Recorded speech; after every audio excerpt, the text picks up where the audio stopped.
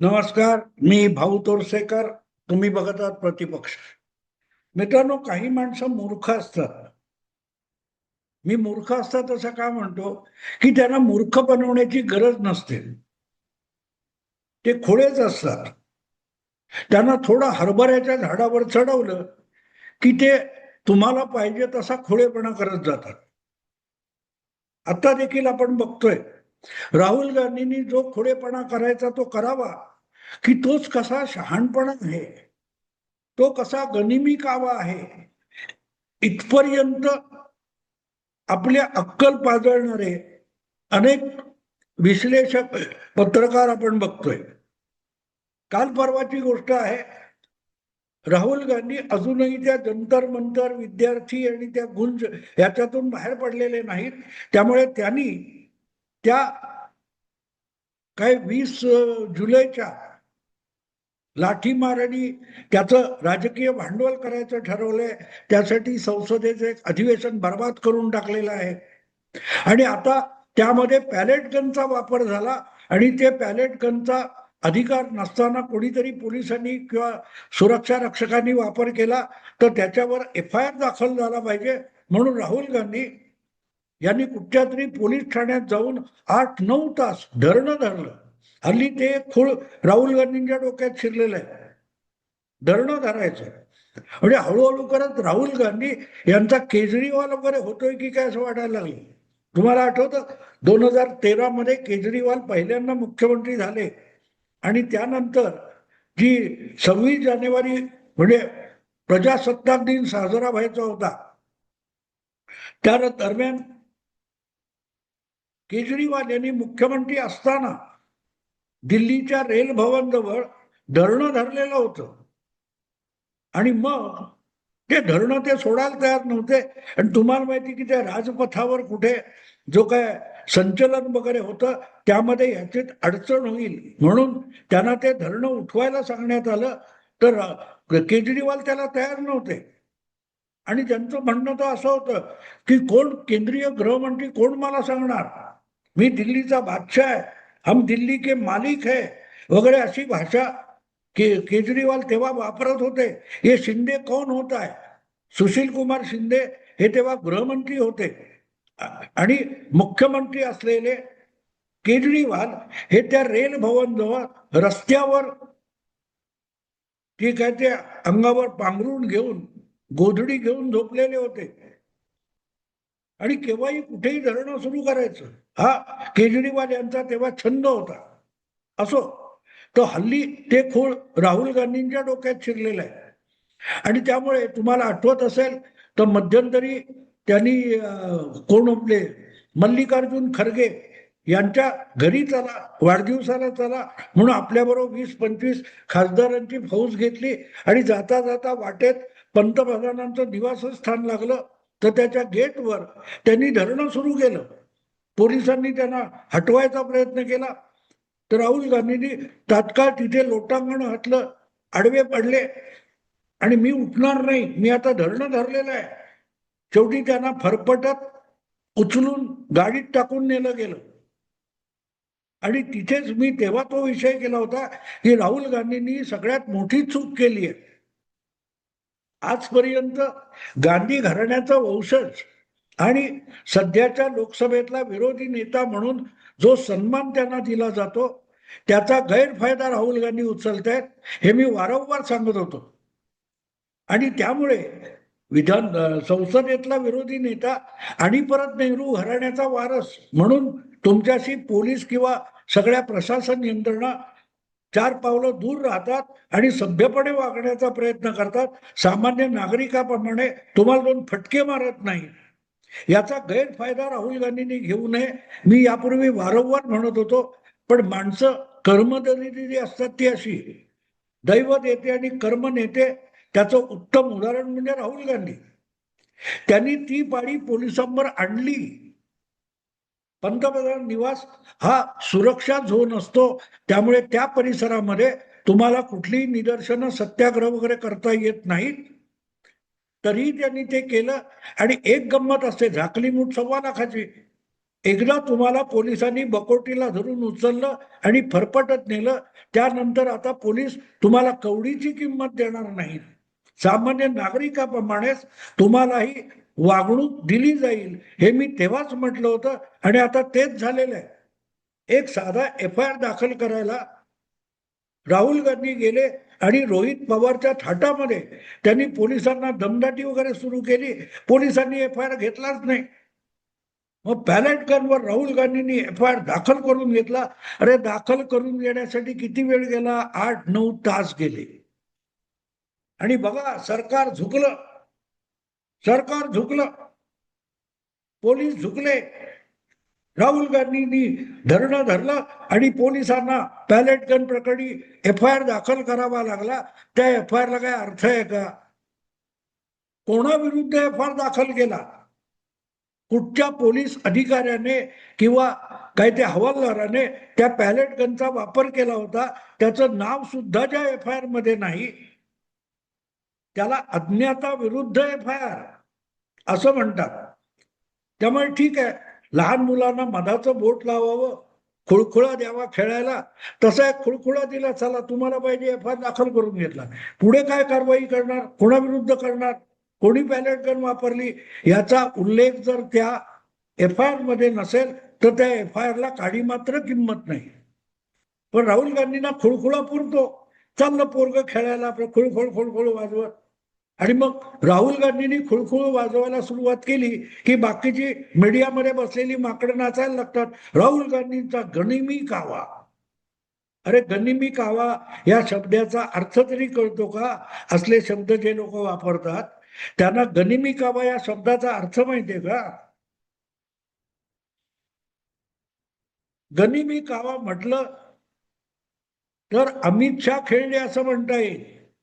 कारण जी माहिती मी आता दिल्लीत आहे आणि जी माहिती माझ्याकडे पोहोचली आहे त्यानुसार विचार करायचा तर अमित शाह हे राहुल गांधींच्या या धरण्यावर आणि FIR वर भयंकर खुश आहे, भयंकर खुश आहे.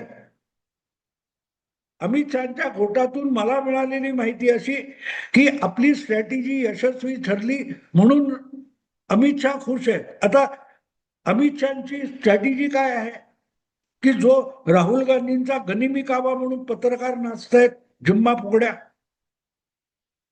तर राहुल गांधी हा विरोधी नेता आहे, एका घटनात्मक पदावर आहे आणि त्याच्या आयुष्यातले 8-9 तास अशा फडतूस करण्यासाठी नासाडी करण्यात अमित शहाचा डावपेच यशस्वी ठरला म्हणून अमित शहा खुश आहे. राहुल गांधींनी रोजच्या रोज अशी धरणी धरली आणि एक एक FIR दाखल करून घेतले तर गनिमी कावा यशस्वी होईल. पण अमित शहाचा डावपेच त्यापेक्षाही अधिक यशस्वी होईल.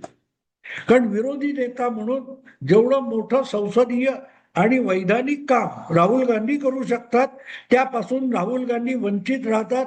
पर्यायाने ते संपूर्ण विरोधी पक्षाला आणि काँग्रेस पक्षाला वैधानिक कामापासून वंचित ठेवतात. ही बाब लक्षात घेतली पाहिजे, आहे की नाही गंमत? आता झालं काय लक्षात घ्या तुम्ही. झालं असं की राहुल गांधी हे आपला रुबाब दाखवायला गेले पण पोलिसांनी त्यांना हिंग लावून विचारलं नाही, बसा बोलत तिथे.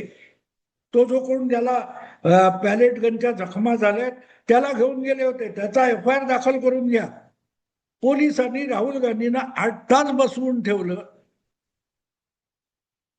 आणि कुठच्याही पोलीस ठाण्यामध्ये एक सामान्य नागरिक गरीब बिचारा जातो त्याचा सुद्धा FIR दाखल करून घ्यायला त्याला ताटकळत ठेवलं जातं.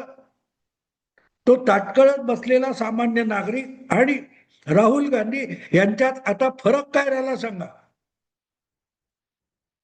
कुठल्याही राज्यामध्ये विरोधी पक्षाचा कार्यकर्ता नेता या प्रकारे जातो तेव्हा त्याला हिंग लावून पोलीस विचारत नाहीत, कवडीची किंमत देत नाहीत. तुमचे रोहित पवार त्या पोलीस ठाण्यात जाऊन आवाज खाली बोलत होते, ऐकलेत तुम्ही? त्या रोहित पवारला भले आमदार असेल पोलीस ठाण्यामध्ये कायदा व्यवस्थेमध्ये कवडीची किंमत दिली जात नाही. ओरडाओरडा करावा. म्हणजे रोहित पवार आणि राहुल गांधी हे या सगळ्या राहुल गांधींच्या कृतीमुळे आणि गनिमी काव्यामुळे एका पायरीवर आले. लायकी काय राहुल गांधींची? गांधी घराण्याचा कोणीही तुम्हाला आठवत असेल तर सांगतो, ज्या वेळेला युपीए सरकार होतं आणि 2014च्या निवडणुका लागलेल्या होत्या, अशा वेळेला भाजपमध्ये असलेल्या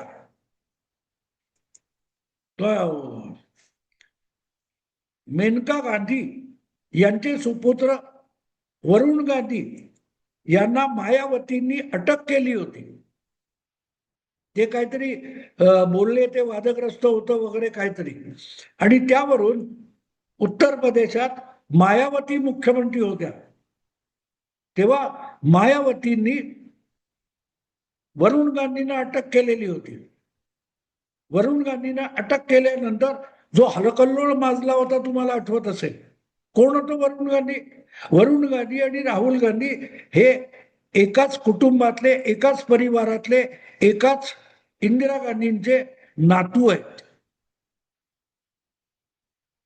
राहुल गांधी तरी आज विरोधी नेता आहेत. वरुण गांधींना जेव्हा मायावतींच्या सरकारने अटक करून आत टाकलं होतं, तेव्हा वरुण गांधी हा खासदार वगैरे काही नव्हता. भाजपमध्ये त्यांना नव्याने प्रवेश देण्यात आला होता. पण गांधी घराण्याचा वारस, नातू, इंदिराजींचा नातू, त्याला अटक म्हणून केवढी खळबळ माजली होती तुम्हाला आठवते? पण तो कुठल्याही पदावर नसलेला आणि भाजपत असलेला इंदिराजींचा नातू याच्यासाठी सुद्धा खळबळ माजली होती. आणि राहुल गांधींना तसंच लटकवून ठेवलं पोलीस ठाण्यामध्ये. तो गनिमी काव आहे. अर्थात तुम्ही शेण कोणी तुमच्या समोर वाढलं आणि तुम्ही रबडी म्हणून खाणार असाल, श्रीखंड म्हणून खाणार असाल, त्यावर मला आक्षेप घेण्याचं काही कारण नाही.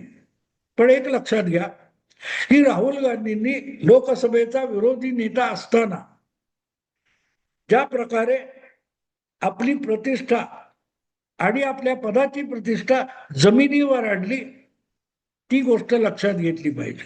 ज्यांना या सगळ्या विषयाचं विश्लेषण करायचंय, मीमांसा करायचे, त्यांच्यासाठी ही बाब अत्यंत महत्वाची आहे की ज्यामध्ये राहुल गांधींनी स्वतः सकट एकूणच विरोधी पक्षाची प्रतिष्ठा मातीमोल करून टाकला आणि वेळ खराब केला तो केला. प्रश्न असा आहे आता की अशा प्रकारे जर विरोधी नेता आपला वेळ आणि आपली प्रतिष्ठा खराब करत असेल तर सत्तेत बसलेला गृहमंत्री खुश होईल ना, तर काय करेल? किंबहुना मला असं वाटतं की अमित शहा आता डेलिव्हरेटली त्यांच्या अखत्यारीत येणाऱ्या सगळ्या पोलिसांना सांगतील, शक्य होईल तसं राहुल गांधींना अशा गनिमी काव्यातच गुंतवून ठेवा. तो कावा म्हणायचं की काव्य म्हणायचं, ते काहीतरी एक नाटक होतं ना, कुटुंब रमले काव्यात. तसं राहुल गांधींना गनिमी काव्यात गुंतवून ठेवा, असाच आदेश एक प्रकारे अमित शहानी जर आपल्या सगळ्या पोलिसांना दिला तर मला नवल वाटणार नाही. कारण आज घडीला 5-6 महिन्यावर 5-7 राज्यांच्या विधानसभा निवडणुका आलेल्या आहेत. अशा वेळेला उत्तर प्रदेश, उत्तराखंड, पंजाब, गोवा, मणिपूर अशा जिथल्या निवडणुका सगळ्यात आधी आहे, तिथे आपल्या आपल्या पक्षाचं घोडं पुढे दामटणं, निवडणुकीची तयारी करणं अगत्याचं आहे. जे काम भाजपने ऑलरेडी 2 महिने आधी सुरू केलेलं आहे. आता काल परवा आपण ऐकलं, भाजपच्या नव्या राष्ट्रीय कार्यकारिणीची नावं जाहीर झाली. त्यापैकी विनोद तावडे यांना उत्तर प्रदेशचा निवडणुकीचा प्रभार देण्यात आलेला आहे. अर्थात हा प्रभार देण्यात आला ही फक्त वरिष्ठ नेत्याची निवड आहे, पण तळागाळापर्यंत, बूथ लेवल पर्यंत भाजपचं काम 2 महिन्यापूर्वी सुरू झालेलं आहे. आणि राहुल गांधी ज्यांना काँग्रेस आणि समाजवादी पक्षाच्या मदतीने उत्तर प्रदेशात सत्तांतर घडवायचे, ते राहुल गांधी काय करतात, एक FIR दाखल करण्यासाठी तिथे जाऊन बसले 9 तास. ठीक आहे, पण सरकारने तो 9 तासाने FIR दाखल केला म्हणजे सरकारचं नाक कापलं गेलं. ह्या बातम्या झळकणार एवढ्यावर राहुल गांधी खुश असतील तर त्यांना पुढचे 8-9 महिने अमित शहा सातत्याने खुश करत जातील. कारण राहुल गांधींच्या खुशीमध्ये उत्तर प्रदेशचा पराभव काँग्रेसचा आणि समाजवादी पक्षाचा दडलेला आहे. जितके तुम्ही त्यापासून दूर राहाल, मी तुम्हाला मुद्दाम आठवण करून देईन, जवळजवळ 10 महिन्यापूर्वी, वर्षभरापूर्वी बिहारच्या विधानसभा निवडणुका होऊ घातलेल्या होत्या आणि त्यामध्ये राहुल गांधींनी आपले 2 मोठे दिग्गज लढवय्ये पप्पू यादव आणि कन्हैया कुमार आणि कोणतरी अल्लावरू यांना पाटण्याला पाठवलं होतं आणि तिथून निवडणुकीची तयारी आणि गठबंधनाची तयारी सुरू होण्यापेक्षा भांडणं सुरू झाली आणि मग राहुल गांधी अचानक जाऊन टपकले आणि त्यांनी वोट चोरी, SIR याविरुद्ध काहूर माजवायला सुरुवात केली. परिणाम काय होता? परिणाम निवडणुकीची तयारी स्वतः राहुल गांधींनी केली नाही आणि तेजस्वी यादवला सुद्धा करू दिली नाही. आणि बघता बघता निवडणुकीचं वेळापत्रक जाहीर झाल्यानंतर जागा वाटप, त्यावरून भांडणं, त्यावरून मारामाऱ्या, कुठली जागा हवी कुठली नको या वादामध्ये सगळा महत्वाचा कालावधी निघून गेला आणि अर्ज भरण्याच्या तारखा दारात येऊन टपकल्या. राहुल गांधी असा पोरखेळ करतात, तो आपल्या पत्रकारांना गनिमिकावा जरूर वाटावा, पण तो प्रत्यक्षात राजकारण आणि निवडणुकीसाठी अमित शहांचा गनिमी कावा असतो. कारण यश शेवटी निवडणुकीचे निकाल लागतात तेव्हा भाजपला आणि अमित शहाना मिळून जातं. आणि म्हणून हे जे काय राहुल गांधींनी 8 तास पॅलेट गनचा FIR दाखल करण्यासाठी वाया घालवले, त्यावर अमित शहा भलतेच खुश आहे. किंबहुना येणाऱ्या कालखंडामध्ये विद्यार्थ्यांचे प्रश्न, ते काय झुरळांचे प्रश्न किंवा आणखीन कुठची तरी विद्यार्थी छात्रों की गुंज वगैरे, यामध्ये राहुल गांधी जितके गर्क राहतील आणि अडकून राहतील तेवढे अमित शहाना हवे. कारण त्यांच्या विरोधात उत्तर प्रदेश, उत्तराखंड वगैरे राज्यामध्ये राहुल गांधी आणि समाजवादी पक्ष, अखिलेश यादव हेच खरे प्रतिस्पर्धी आहेत आणि ते त्यामध्ये गुरफटून राहिले. तर मग निवडणूक कोण जिंकेल हे वेगळं सांगायला पाहिजे का? त्या पॅलेट गन आणि त्याच्यावरचा FIR हा कोणाला गनिमी कावा वाटलं तर वाटू देत, पण ती बातमी बघून सगळ्यात जास्त भाजपच्या गोट्यात खुश झालेला कोण माणूस असेल तर त्याचं नाव अमित शहा आहे. एवढं बोलून थांबतो. आवडलं लाईक करा, शेअर करा आणि प्रतिपक्षाला सबस्क्राईब करा. नमस्कार.